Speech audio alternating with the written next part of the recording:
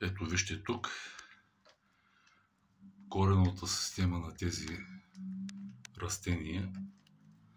Погледнете, ето тук. Вижда се много ясно как прониква в дълбочина, разраства се и самия корен става здрав и много устойчив според моите разбирания на болести и на влиянията на околната среда, защото колкото е по-добра кореновата система и колкото повече стимулирате, толкова по-добре в последствие ще се развива самото растение и няма да имате никакви проблеми с него. Вижте отдолу как се налява водата. Поема си водата растението отдолу и по този начин се стимулира кореновата система. Той е почти, ето другото почти е изчерпало ресурса на е изчерпал водния ресурс.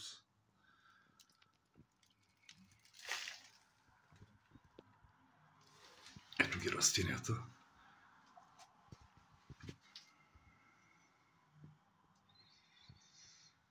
Предстои засяване. Скоро ще ги засея.